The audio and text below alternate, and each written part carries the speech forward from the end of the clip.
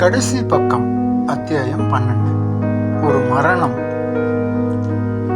முன்கதை சுருக்கம். வின்சிக்கு மருத்துவமனையில் எந்த பிரச்சனையும் இல்லை எனும் தருவாயில் சாராவின் அப்பா எட்வினுக்கு ஒரு சிறிய விபத்து நடந்து மருத்துவமனையில் அனுமதிக்கப்படுகிறார். இங்கே வின்சி செம ஜாலியாக கலாய்க்கிறாள். இனி, மரணம் என்பது சாபமா? இல்லவே இல்லை.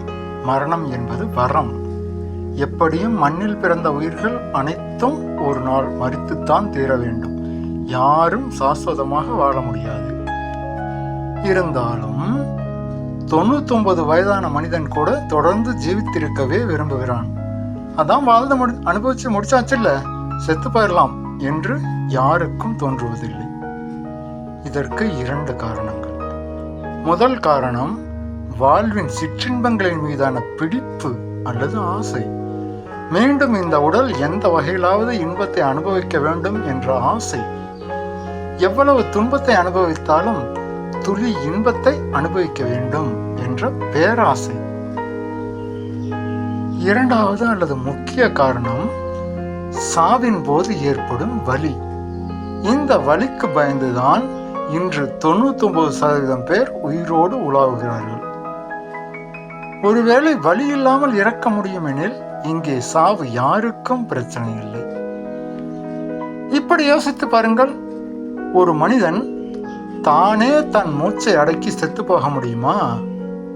முடியாது. வலி, அந்த வலியை ஏற்கும் பக்குவம் எந்த மனிதனுக்கும் இல்லை.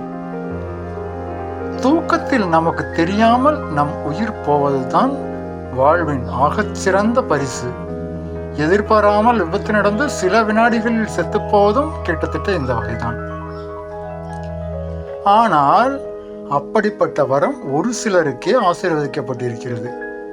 மருத்துவமனையில் வைத்து உயிரை காப்பாற்ற போராடி அந்த உயிரை சித்திரவதை செய்து அப்புறம் சாகடிப்பது உலகின் மிக கொடூரம்.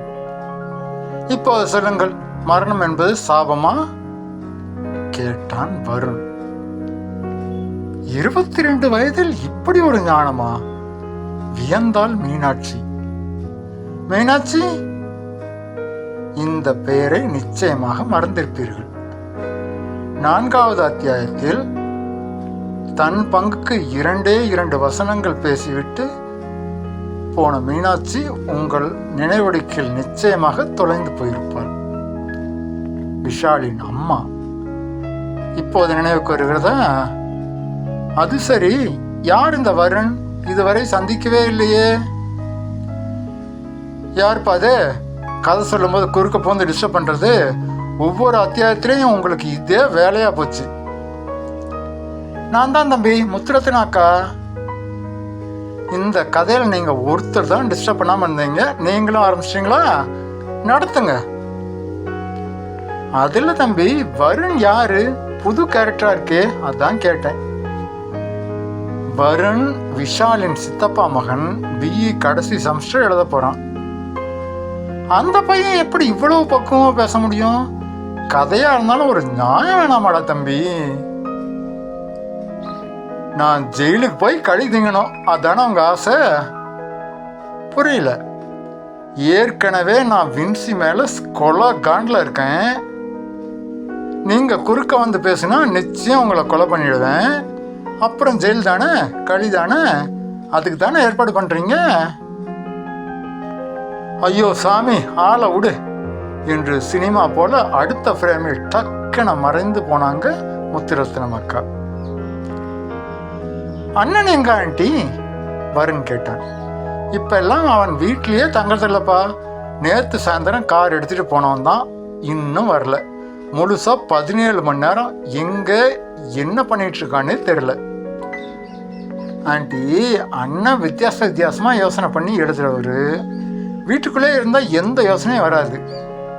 அதுக்காக சாப்பிடத்த கூடவா வீட்டுக்கு வரக்கூடாது? எழுத்துன்னு வந்துட்டு அண்ணனுக்கு சாப்பாடு, தூக்கம் எதுவுமே மறந்துடுமே ஆண்டி. உங்களுக்கு தெரியாதா? அதெல்லாம் இருக்கட்டும். இன்னைக்கு நீ பயங்கர ஆன்மீகவாதி மாதிரி பேசுனீங்க. அது எப்படி? ஒருவேளை சன்னியாசி ஆயிட்டியா? நானா சன்னியாசியா? அப்புறம் என்னை நம்பி இருக்க பொண்ணுங்களோட நிலைமை என்ன ஆகுறது? சிரித்தான் வருண். என்னது பொண்ணுங்களா? டேய், உனக்கு இப்போ தாண்டா 22 வயசு ஆகுது. சரி சரி, ரொம்ப டீப்பாக போகனா. நேற்று ஈசன் ராஜா குருக்களோட பேச்ச கேட்டேன், அதுதான் அப்படியே உங்ககிட்ட ஒப்பிச்சிட்டேன். ஓ, அதுதானே பார்த்தேன்.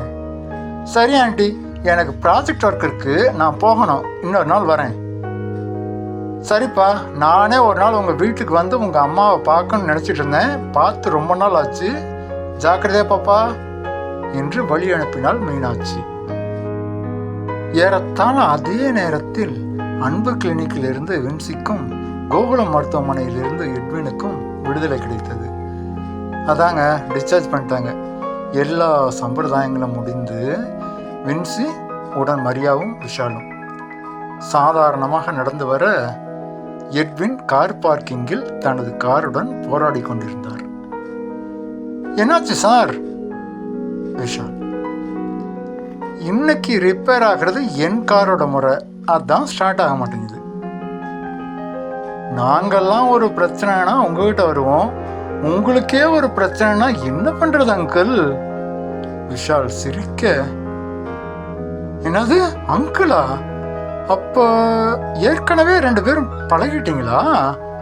வின்சி ஆச்சரியமாக கேட்க, பழகிறதா ஒன்னா தம் அடிக்கிறது வரலும் போயிட்டோம் என்று சொல்ல நினைத்த விஷால் வின்சியின் டீ டோட்டலர் நம்பிக்கையை வீணாக்க விரும்பாமல், நேற்று சாயந்தரம் பேசிட்டு இருந்தோம் வின்சி என்று மட்டும் சொன்னான் விஷால்.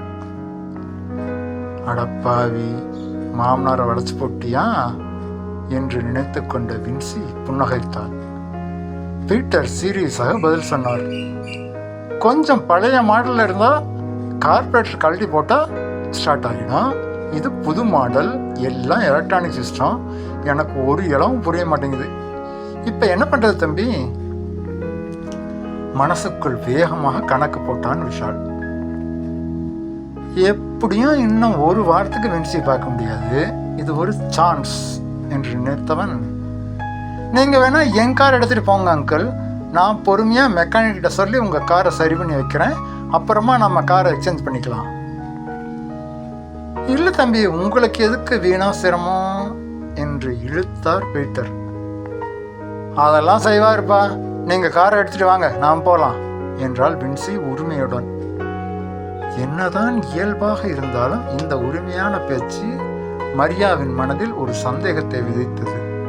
அம்மாவுக்கு தெரியாத பொண்ணோட மனசு எளிதில் யூகித்து விட்டாள். ஆனால் கண்டிப்பதற்கான நேரமோ இடமோ இதுவல்ல என்று உணர்ந்தவள் அமைதியாக இருந்தாள். பீட்டர் எதையும் புரிந்து கொள்ளவில்லை.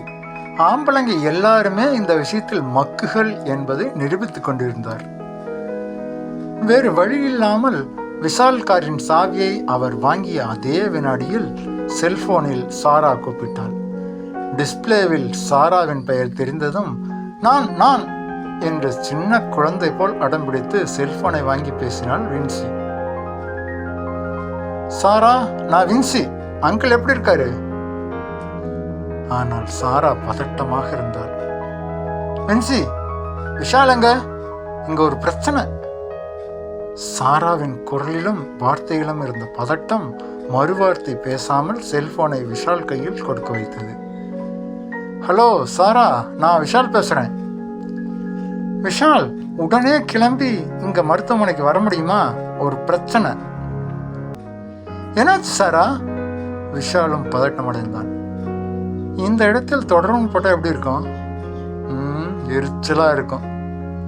ஆனா அப்படி எதுவும் திட்டம் கிடையாது.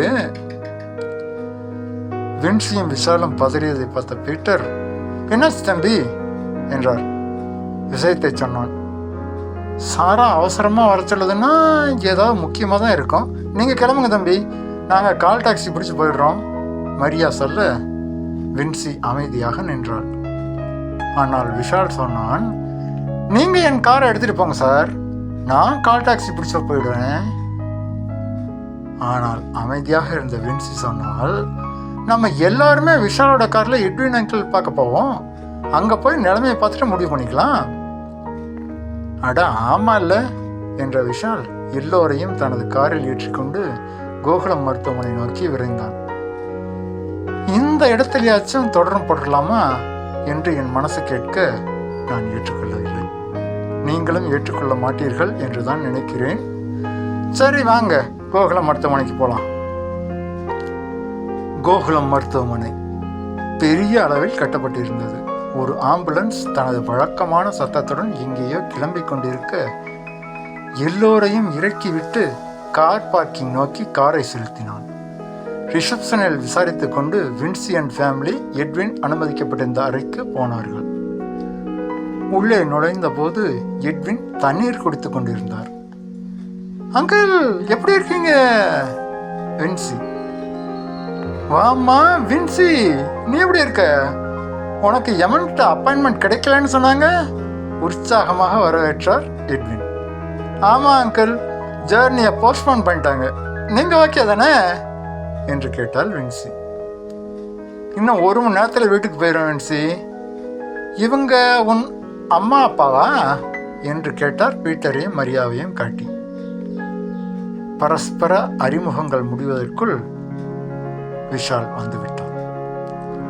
எட்வினுக்கு விஷாலையும் தெரியாது. அவனை ஒரு முறை அறிமுகப்படுத்தி வைத்தாள் வின்சி. விஷால் கண்களாலேயே சாராவிடம் கேட்டான், என்ன பிரச்சனை? விஷால் சார், கொஞ்சம் ரிசப்ஷன் வரைக்கும் என் கூட வாங்க என்று அவனை தனியாக அழைத்து கொண்டு போனாள் சாரா. எதையோ பேசத்தான் விஷாலை தனியாக கூப்பிடுகிறாள் சாரா என்பது வின்சிக்கு தெளிவாக புரிந்தது. என்ன பிரச்சனை? அதான் எட்வின் அங்கிள் நல்லா தானே இருக்கார். தெரிந்து கொள்ளாவிடில் வின்சிக்கு தலை வெடித்து விடும். நானும் வரேன் சாரா. பீட்டரையும் மரியாவையும் அங்கேயே விட்டுவிட்டு வெளியே வந்தார்கள் சாரா, வின்சி மற்றும் விஷால். என்ன பிரச்சனை சாரா? விஷால் ஆரம்பிப்பதற்கு முன் வின்சி லேசான பதட்டத்துடன் கேட்டாள். விஷாலின் முகத்திலும் பரபரப்பு தெரிந்தது. ஒருவேளை எட்வினுக்கு வெளியே தெரியாத அளவுக்கு ஏதாவது பிரச்சனையா? அது தயங்கினாள் சாரா. சொல்லி தொலைங்க சாரா, பயமா இருக்கு என்றான் விஷால். டாக்டர் சாம்வேல் ட்ரீட் பண்ணியிருக்கார். அவரோட ஃபீஸ் 2 லட்சமாம். என்கிட்ட இப்போ அவ்வளோ பணம் இல்லை, அதான் என்ன பண்ணுறதுன்னு தெரில கவலையாக பேசினாள் சாரா. இவ்வளோதானா? நான் என்னமோ ஏதோ பயந்துட்டேன் என்றான் விஷால். நீங்கள் கொஞ்சம் ஹெல்ப் பண்ண முடியுமா? 3 மாதத்தில் திருப்பி கொடுத்துட்றோம். திருப்பி கொடுக்கறத பற்றி அப்புறம் பேசிக்கலாம், முதல்ல ஹாஸ்பிட்டல் பில்லை கிளியர் பண்ணுவோம் வா என்றான் விஷால். மூவரும் ரிசப்ஷனில் எல்லா சம்பிரதாயங்களையும் முடித்த போது விஷால் வங்கி கணக்கில் கிட்டத்தட்ட 3 லட்சம் ரூபாய் குறைந்திருந்தது. ஒரு நைட் ட்ரீட்மெண்ட் 3 லட்சமா?